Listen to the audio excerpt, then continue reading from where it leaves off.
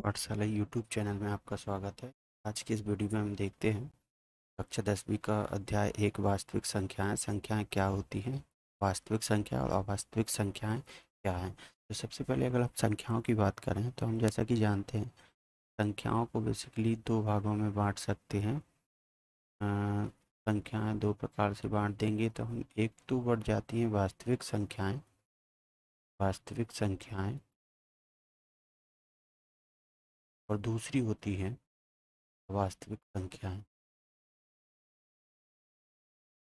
वास्तविक संख्याएं इन्हें ही हम काल्पनिक संख्याओं के नाम से जानते हैं।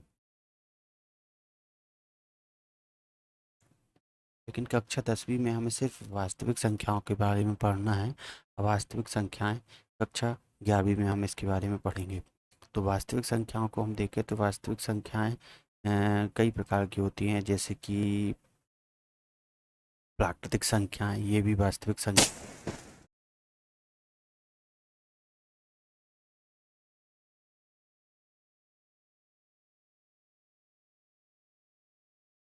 देख लेते हैं हम इसको।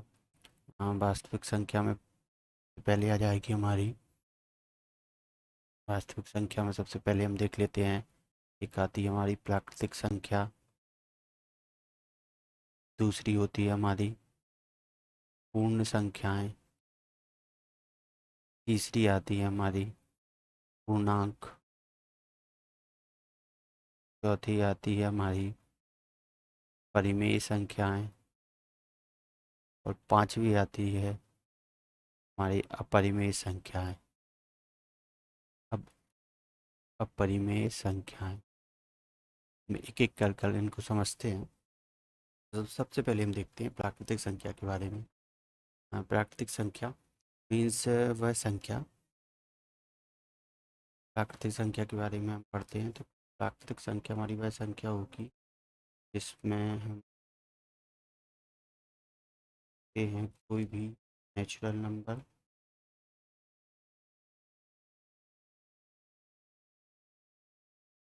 से दर्शा प्राकृतिक संख्याएं को हम गिन सकते हैं, काउंट कर सकते हैं, 1 3, इस तरह से ये इनफाइनाइट तक जाती है प्राकृतिक संख्या। आते हैं पूर्ण संख्याओं पर, आते हैं संख्या देखते हैं।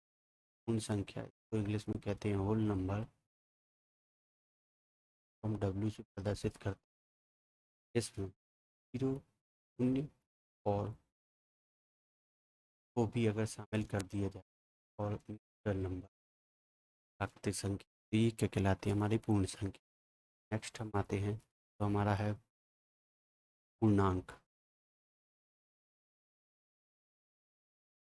पूर्णांक किया जाएगा, क्या आते हैं इसमें, अगर हम जैसे मान लो हम ले लेते हैं 0, 1, 2, 3, 4, 5, ये हमारी हो गई पूर्ण संख्याएं।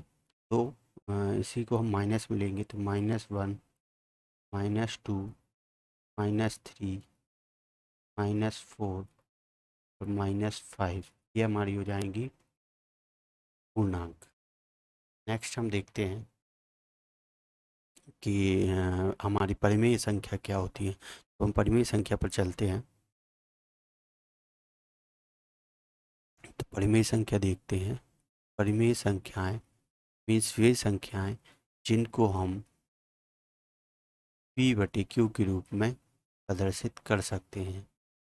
वे संख्याएं जिनको हम p/q के रूप में दर्शा सकते हैं, जहाँ पर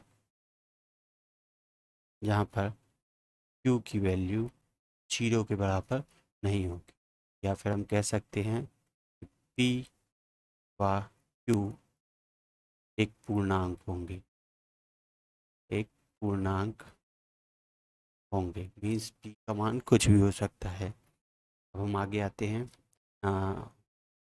और भी कह सकते हैं, या p और q का HCF, p q का HCF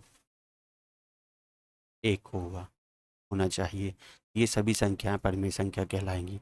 अगर हम उदाहरण के तौर पर देखें तो जैसे कि 1/3 परिमेय संख्या है, दूसरा हम देख चलते हैं, तो 2/3 परिमेय संख्या है।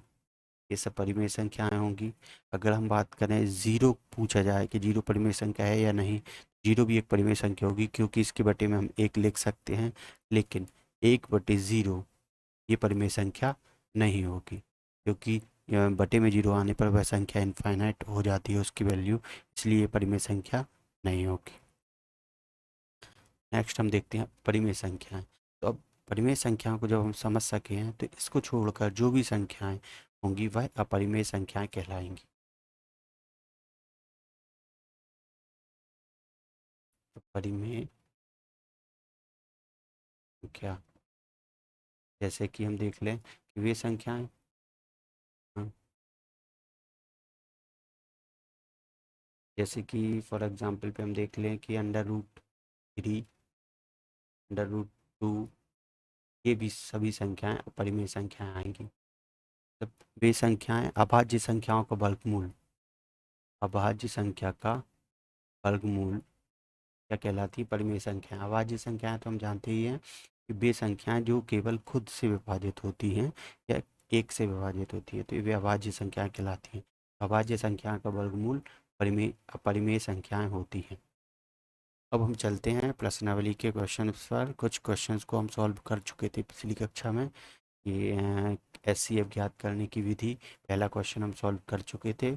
दूसरा क्वेश्चन है हमारा कि दर्शाइए कि कोई भी धनात्मक विषम पूर्णांक 6q+1 या 6q+3 या 6q+5 के रूप का होता है यहाँ जहाँ q कोई पूर्णांक है। इस क्वेश्चन को हम सॉल्व करते हैं। क्वेश्चन को सॉल्व करने के लिए सबसे पहले सॉल्व करते हैं क्वेश्चन को। सेकेंड क्वेश्चन है प्रश्नावली का, तो हम ले लेते हैं यहाँ पे। तो क्वेश्चन को एक बार फिर देख लेते हैं कि हमें प्रूव करना है धनात्मक विषम पूर्णांक। देखिए, देख लेते हैं क्वेश्चन हमें किस रूप में दिया हुआ है। 6q+1, ये हमें प्रूव करना है। 6q+1, 6q+3 और 6q+5। 6q+1, 6q+3 and 6q+5 कोई भी सम धनात्मक पूर्णांक इस रूप में होता है, ये हमें दिया हुआ है। तो हमने देखा था यूक्लिड विभाजन एल्गोरिथम, यूक्लिड विभाजन एल्गोरिथम, यूक्लिड विभाजन एल्गोरिथम, एल्गोरिथम में क्या देखा हुआ था कि ए इक्वल में होता है BQ+R, ये हमने देखा हुआ है। तो क्वेश्चन से हम देखते हैं, तो यहाँ पे हमें बी की वैल्यू मान लेते हैं कि एक माना ए एक विषम धनात्मक पूर्णांक है, विषम धनात्मक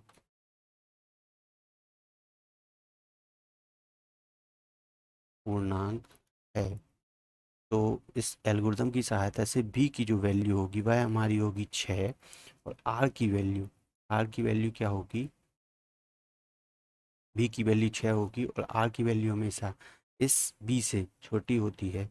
तो आर की वैल्यू हो जाएगी हमारी 0 हो सकती है, या 1, 2, 3, 4, 5 तक हो सकती है, क्योंकि आर की वैल्यू बी से कम होती है, और ए की वैल्यू हमेशा क्या होगी? बी से बड़ी होगी। ए की वैल्यू ग्रेटर देन होगी बी। अब हम आ जाते हैं केस पे। तो यूक्लिड एल्गोरिथम क्या होता है? ए इक्वल में BQ+R। इसे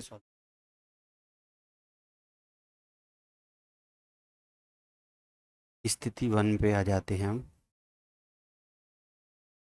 स्थिति 1 पे आते हैं।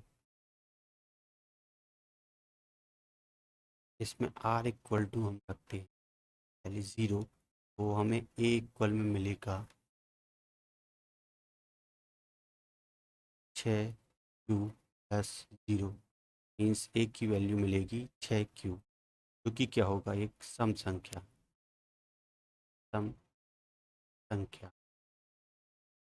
क्योंकि ए इक्वल में क्या आ जाएगी? सम संख्या, क्योंकि किसी भी संख्या में 6 का गुणा करने पे, चाहे वह कोई भी पूर्णांक हो, 6 का गुणा करने पे, सम संख्या को गुणा करने पे हमेशा एक सम संख्या ही प्राप्त होती है। तो हम स्थिति 2 में देखते हैं।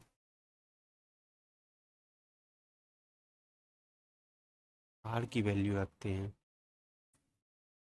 1, तो हमें ए की वैल्यू क्या मिलेगी, 6q plus 1 value milli 6q।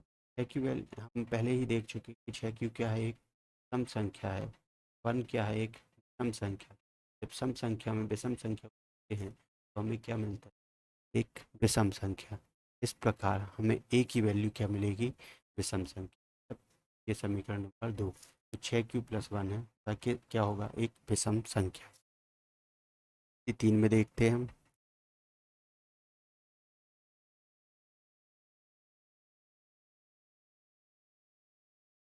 Are की वैल्यू हम रखते हैं तो ए इक्वल में आएगा 6q प्लस 2। यहाँ पर हम, ये है सम संख्या, दो भी है सम संख्या, और सम संख्या में जब सम संख्या मिलती है, सम संख्या, यहाँ पर भी हमें ए की वैल्यू जो भी प्राप्त होगी वो क्या होगी, एक सम संख्या। स्थिति 4 पर चलते हैं हम।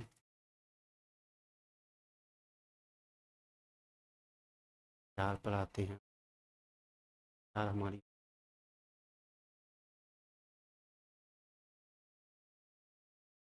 हर इक्वल में, इसमें 3 ए इक्वल होगा 6q प्लस 3। यह हमारी सम संख्या है और 3 है हमारी सम संख्या। जब सम संख्या में सम संख्या प्लस करें, विषम संख्या प्राप्त होती है। इस तरह से जो एक की वैल्यू होगी वह क्या होगी, हमारी एक विषम संख्या। नेक्स्ट हम चलते हैं अगली स्थिति पे। अगली स्थिति हमारी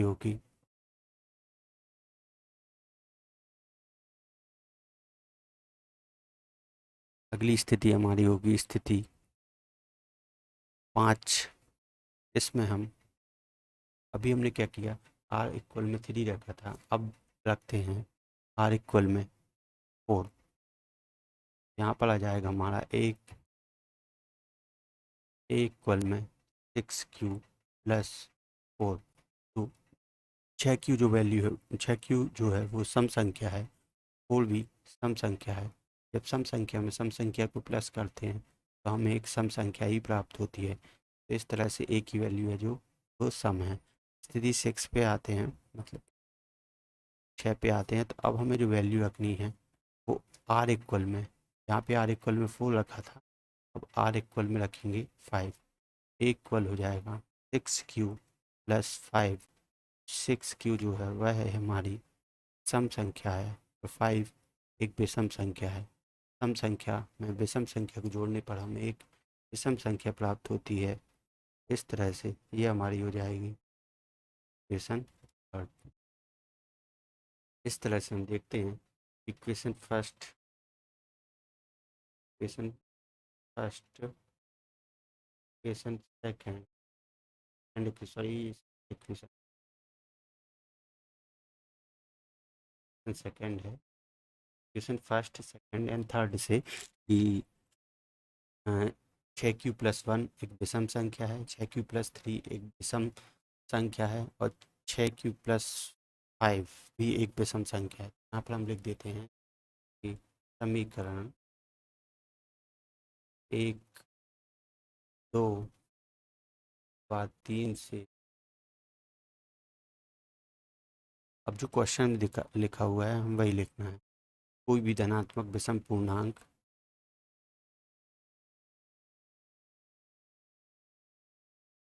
कोई भी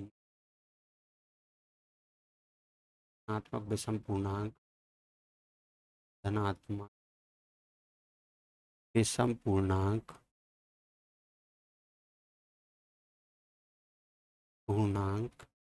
6q प्लस 1, 6q प्लस 3 व 6q प्लस 5 का रूप होता है।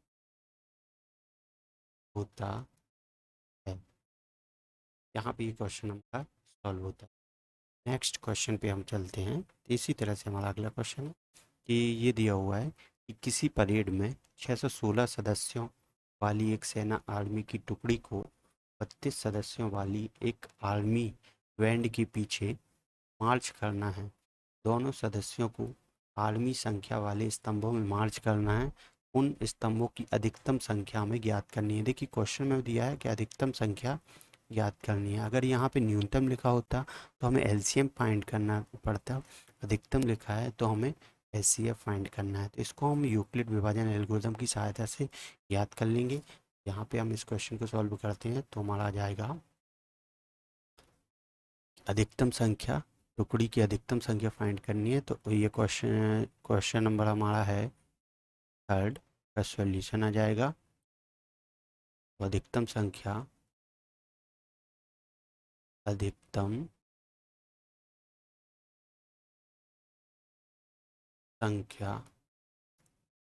इक्वल होगा HCF, जो भी हमें वैल्यू दी हुई है।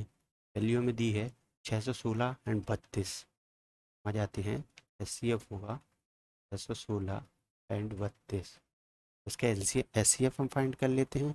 तो ये जो वैल्यू बड़ी होती है मीन्स 616 बड़ा है तो ए की वैल्यू हो जाएगी 616, और जो वैल्यू छोटी होती है वह हो जाएगी बी की वैल्यू 32। तो यहाँ पे यूक्लिड विभाजन एल्गोरिदम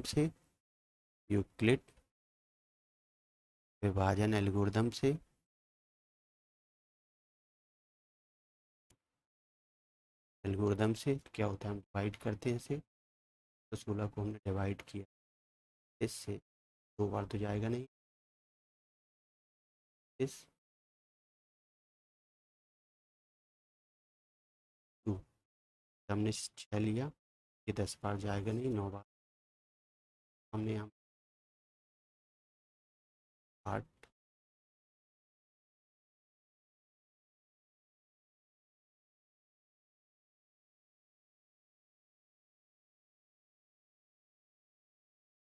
आ गया।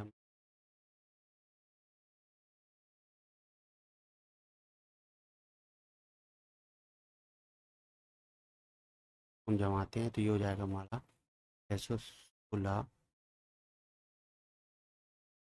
का इक्वल में 32 में 19 + 8। ये हमारी चरण 1 हो गया। नेक्स्ट हम इसको 8 से लास्ट क्लास आपने पहला वाला वीडियो तो आप देख बार बार में चल 0। तो चरण 2 हो गया हमारा 32 इक्वल में आएगा 8 4 + 0, इसके द्वारा 0 होता है। डिवाइड करने पे 0 से फल प्राप्त होता है, वही हमारा HCF होता है। यहाँ पे आ जाएगा हमारा अधिकतम संख्या या HCF कम संख्या, या फिर हम लिख देंगे यहाँ पे HCF 616 और 32 फल में आ जाएगा हमारा 8। यही हमारा होगा आंसर।